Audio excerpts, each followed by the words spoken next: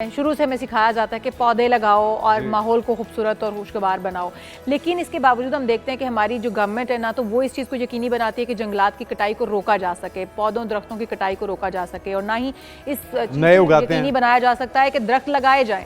आप बताइएगा कि कौन से दरख्त लगाने चाहिए और हर बंदे को इंडिविजुअली कितने दरख्त लगाने की ज़रूरत है कि हम इस गैप को फिल कर सकें जो इस वक्त हो चुका है। प्रोड्यूस कर रहे हैं हीट, ये ज़रूरी है। एक तो इंसानी आबादी जो है ये हीट प्रोड्यूस करती है। जितनी आबादी बढ़ेगी, हम एक कमरे में अगर 10 लोग बैठे हैं तो बाज़ औक़ात उसमें एसी ना हो तो बैठना आपका मुश्किल हो जाती है। ये भी इसकी एक दलील है। इसी तरह से जो गाड़ियां हैं आपकी, एक कार अगर 70 मिनट तक चले तो वो आपको अच्छी खासी जो हीटर जो है 1500 वाट वाला हीटर, उसके बराबर वो गर्मी पैदा करती है। इसी तरह से हम जो घरों में या अपने दफातर में एसी चलाते हैं, एयर कंडीशनर, तो वो जितनी कूलिंग पैदा करते हैं उतनी ही वो हीट पैदा करते हैं। फिर हमारी फैक्ट्रीज़ हैं, और अगर आप लाहौर शहर के हवाले से देखें कि यहाँ पे गाड़ियों का रफली एक अंदाज़ा है कि 6 लाख कारें हैं, तो वो कितनी हीट प्रोड्यूस हो रही है इससे? तो 6 लाख गाड़ियाँ जब सड़कों पे आएंगी तो हर गाड़ी 1500 वाट के हीटर जितनी होगी, तो वो कितनी गर्मी पैदा करेगी। अच्छा, ये सारी चीज़ें मिला के शहरों का और हमारे इलाकों का जो टेम्परेचर है इसको बहुत ऊपर लेगी। जो नेचुरल टेम्परेचर है वो 35, 36 इतना होना चाहिए लाहौर का, लेकिन 40 से भी लेकिन अब जो है आज की जो मैं प्रेडिक्शंस अभी देख रहा था कि 41 से 43 तक रहने का इम्कान है जी। तो ये इतनी 10 के करीब ज़्यादा जा रहा है, जो नेचुरल है उससे 10 से ज़्यादा ऊपर जा रहा है। अब हम देखते हैं कि इसको कम कैसे किया जाए। अगर पौधे लगाए जाएं, बहुत से इसकी रेमेडीज़ हैं हीट को कंट्रोल करने की, लेकिन हम सबसे ज़्यादा जिस पे जोर देते हैं वो है पौधे, दरख्त। हमारे यहाँ हुकूमतें ये करती हैं कि जब वो प्लांटेशन कैंपेन की तरफ आती हैं तो वो झाड़ियाँ लगा देती हैं। कम हाइट की झाड़ियाँ या पौधे लगाने से हीट कंट्रोल नहीं होती। ये ऊंची हाइट के, बुलंद कामत के जो दरख्त हैं वो लगेंगे तो ये कंट्रोल होगा। और उसमें भी ऐसे कि जो ज़्यादा पानी ना चूसें, या वो जो घना दरख्त जिसको सायादार दरख्त होता है वो फ़ायदा होगा ना। कौन कौन से दरख्त हैं फिर ज़रा बताइए। हम फ़र्ज़ किया कि नीम लगाते हैं या सुख चैन लगाते हैं, ठीक है। अब ये दोनों ऐसे दरख्त हैं कि 10 टन जो एसी है उसके जितनी ये कूलिंग करते हैं एक पौधा। कितने अरसे में ग्रो कर जाता है? ये हाइट इनकी अच्छी हो जाती है। कितने अरसे में? ये 6-7 साल लगते हैं। 5-6 साल में बिल्कुल ठीक। तो 10 टन एसी जितनी ये कूलिंग पैदा करता है एक दरख्त। अब अगर एक घर के अंदर इनमें से कोई एक दरख्त लगा हो तो उसके इर्द गिर्द की एनवायरनमेंट कैसी हो।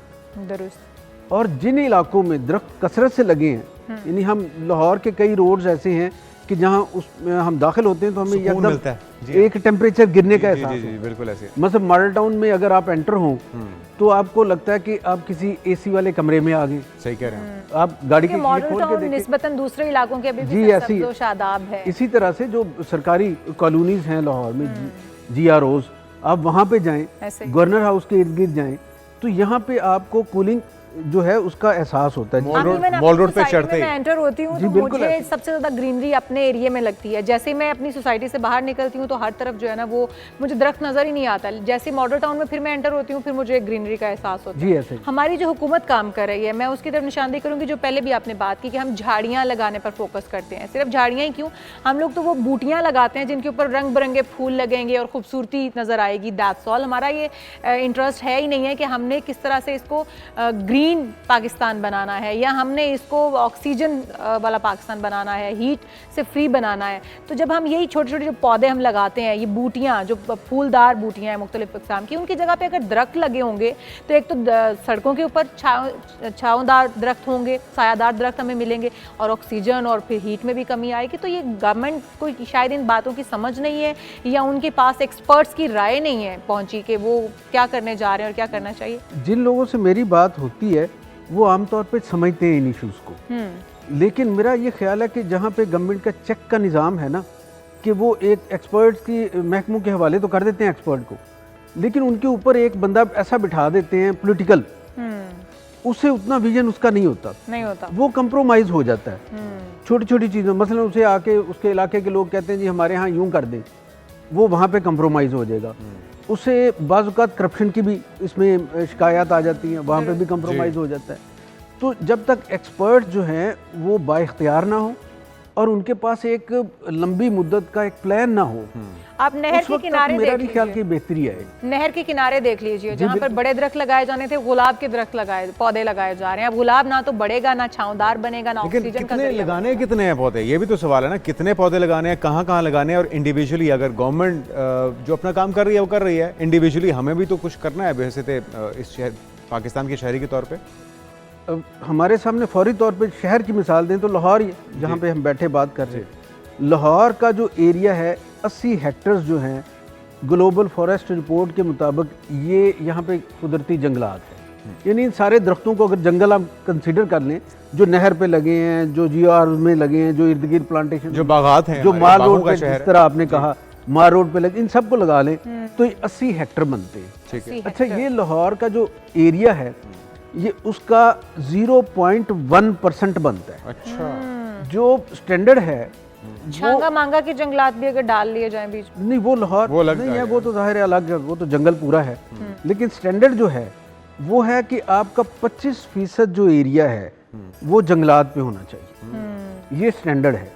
तो पूरे पाकिस्तान में अगर देखें तो पूरे पाकिस्तान का एरिया 2.5% जंगलात पे है। ठीक है। हमारे साथ जो हमसाया ममालिक हैं वहाँ पे 20% से ऊपर है दरख्त, ऊपर दरख्त। तो ये एक नेचुरल आपकी दौलत भी है, कुदरती दौलत ये भी है। आप देखें। अच्छा, फलदार दरख्त लगाया जाना और सिर्फ सायादार दरख्त लगाया जाना, इसमें क्या फर्क है? इसमें बैलेंस किया जाता है, इसमें बैलेंस किया जाता है। मिसाल के तौर पे बेरी है, बेरी जो है वो उस तरह कूलिंग इफेक्ट नहीं देती जिस तरह के सुखचैन देती है जी।